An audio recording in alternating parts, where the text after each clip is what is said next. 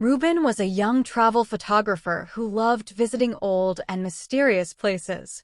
One day, he read about a forgotten village in Nigeria called Ibiono village. People said the village was surrounded by a strange forest where no one went after sunset. Some even believed that shadows came to life at night.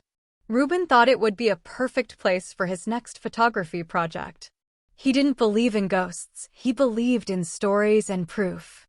He packed his camera, his tripod, and his drone, then started his long journey from Lagos to Ibiono. The road was rough, and the weather turned cloudy as he drove deeper into the countryside. Along the way, he stopped at a small roadside cafe. The owner, an old man, asked him where he was heading. When Ruben mentioned Ibiono village, the man's face changed instantly. "Son," the old man said quietly, "don't go there. That place has been cursed for many years. People who go there after dark never return." Ruben smiled politely, but didn't listen. He thought the old man was just being dramatic. He continued driving until evening. The forest became thicker, and the road turned into a narrow dirt path. Soon, he reached the entrance of the village. The air felt heavy, and the silence around him was unsettling. Most houses looked abandoned, their windows broken and doors hanging loosely.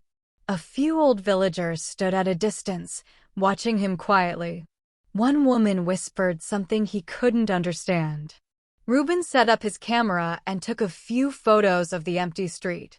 He felt excited. This was exactly the kind of mystery he wanted. But as the sun started going down, a strange cold wind passed through the village, and Ruben felt like someone or something was watching him from the forest.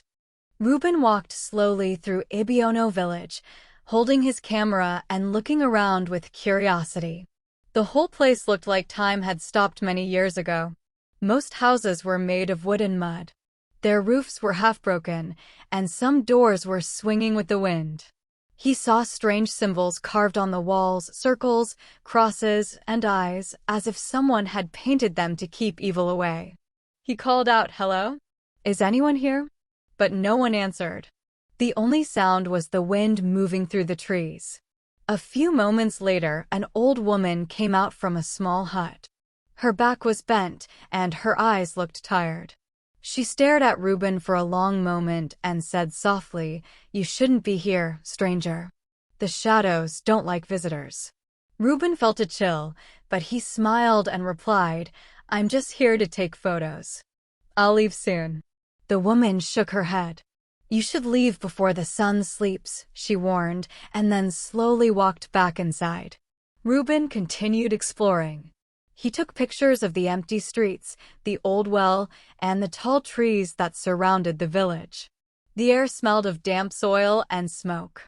In one corner, he saw 3 children standing silently. When he waved at them, they ran away into the woods without saying a word. As evening came, the sky turned orange and then deep purple. The villagers disappeared into their homes, locking doors and shutting windows. Suddenly, the whole village became quiet, too quiet. Ruben realized there were no animal sounds, no birds, not even insects. He decided to stay in an abandoned hut near the forest edge for the night. He lit a lantern, checked his camera battery, and wrote notes about his day. But as darkness spread across Ibiono village, he started to hear faint whispers outside, like voices calling his name softly from the shadows.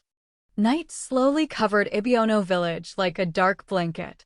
Ruben sat inside the small hut near the forest, his lantern giving off a weak, golden light. The air was cold and still. He tried to edit the photos he took earlier, but his laptop screen kept flickering. The power bank he brought was almost empty, and his phone had no signal. He was completely alone. Outside, the wind started blowing gently, brushing against the wooden walls of the hut. At first, it sounded normal, like the usual night breeze. But after a while, Ruben noticed something strange. The wind seemed to carry voices. Soft, broken whispers floated through the air. He froze and listened carefully. Ruben. It sounded like his name. He turned off his lantern and looked through the small window. The forest was pitch black. Only the outlines of trees were visible under the moonlight. Then he saw shadows moving between the trees, slow, smooth, and silent. They didn't have a clear shape, just dark human-like forms. His heartbeat grew faster. He quickly grabbed his camera and clicked a photo. The flash lit up the trees for a second, and in that moment, he saw faces, pale faces with empty eyes, looking straight at him. When the light disappeared, the shadows melted back into the darkness. Ruben tried to calm himself. "Maybe it's just my imagination," he whispered. But deep inside, he knew it wasn't. The whispers became louder, circling the hut like invisible footsteps. The air turned icy cold, and the lantern started shaking. Suddenly, the door creaked open by itself. Ruben gasped and pointed his flashlight at the door, but there was no one there. The light beam fell on the ground outside, and he saw footprints. Dozens of them, black and wet, leading away from his hut into the forest. Ruben shut the door quickly and sat against the wall, shaking. He didn't sleep that night. Outside, the whispering wind kept repeating his name again and again. The next morning, the sun rose weakly behind thick gray clouds. Ruben stepped out of the hut, his eyes tired and red. He had not slept the whole night. The village looked quiet again, as if nothing strange had happened. The air smelled of smoke and wet soil. He walked to the small market area, hoping to find someone to talk to. Only one old woman was there, sitting beside a basket of dried herbs. She looked up and said, "You didn't leave last night, did you?" Ruben nodded slowly. "I heard voices and saw something near the forest," he admitted. The woman sighed deeply. "Then the shadows have seen you now. You must go before they follow you forever." She introduced herself as Mama Nse, one of the oldest people in Ibiono village.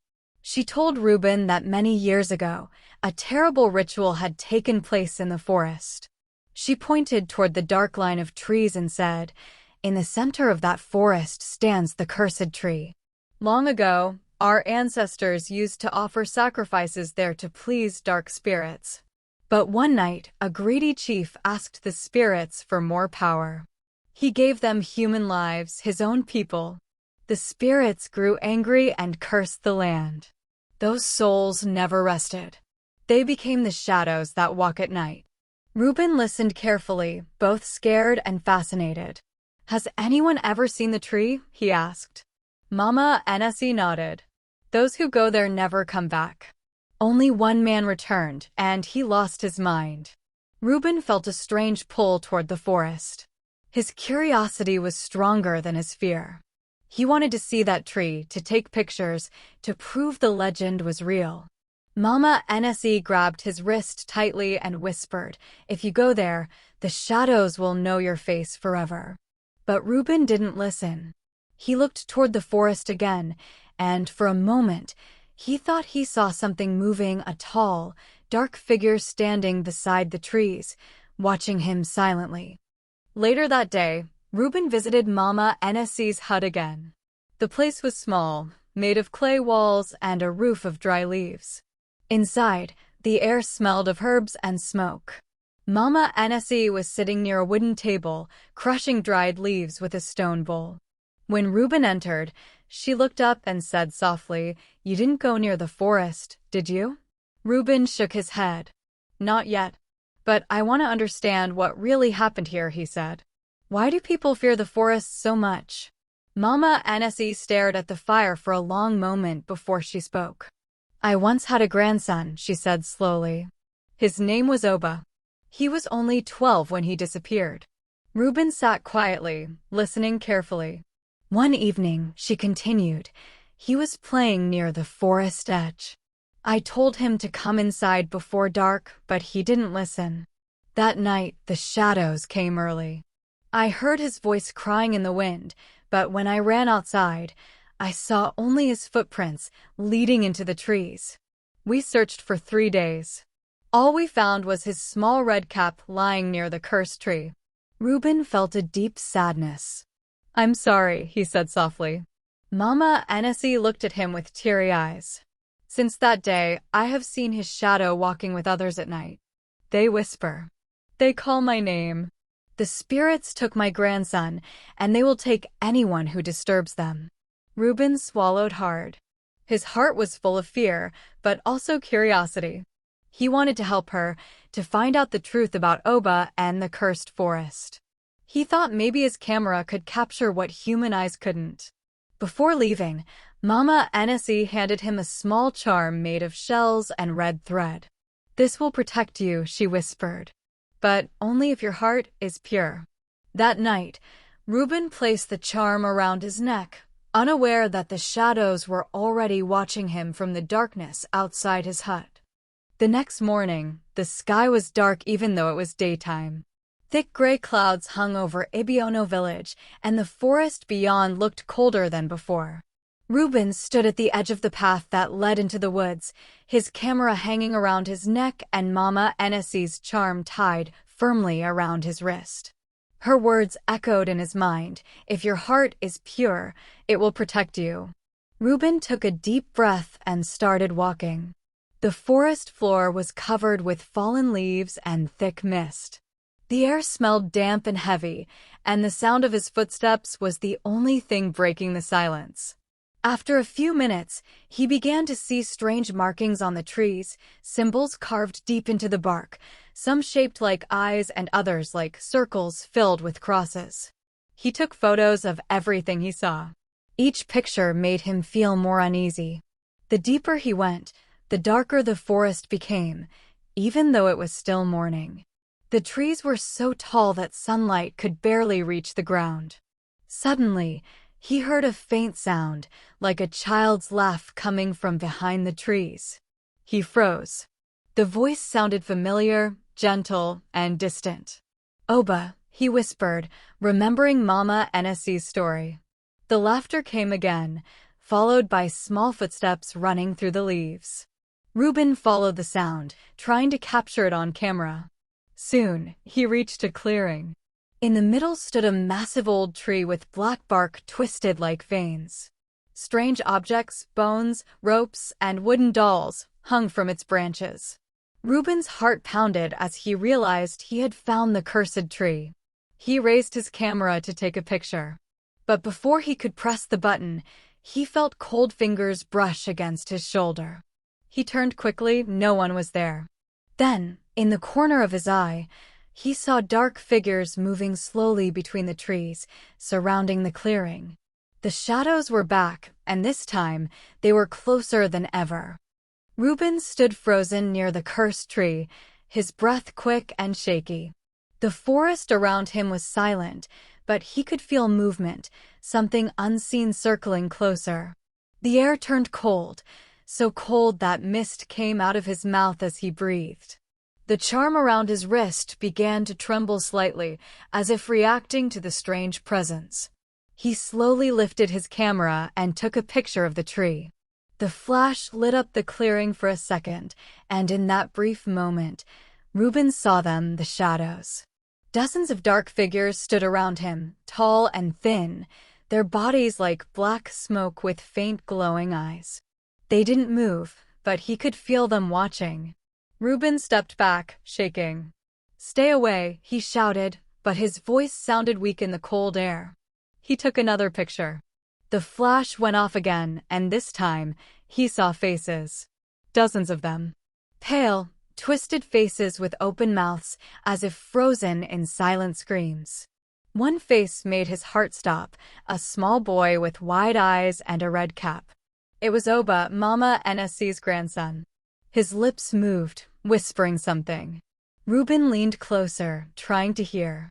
The whisper came like a wind in his ear. "Leave, before it's too late."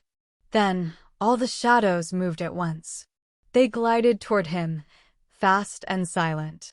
Ruben ran, stumbling over roots and fallen branches. He looked back, the shadows were following, flowing through the trees like black smoke. His camera swung wildly around his neck, still recording everything. He ran until he saw the edge of the forest. Just before stepping out, he turned one last time. All the shadows had stopped at the tree line, staring at him. And in the middle of them, Oba stood, raising his hand slowly, not in warning, but in goodbye. Ruben escaped the forest, gasping for breath, but the whisper still followed him through the wind. "You've seen us now. You belong to the shadows."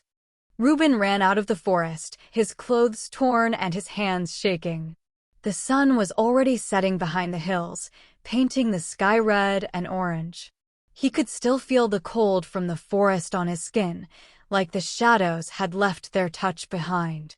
Every sound, the rustling leaves, the wind, even the birds, made him jump. When he reached Ibiono village, it looked completely empty. Not a single person was outside. Doors were shut, windows locked, and smoke no longer rose from the huts. It was as if the whole village was holding its breath. Ruben rushed to Mama Ns's hut and knocked hard on the door. "Mama Ns, please open. I saw them." The old woman opened the door slowly.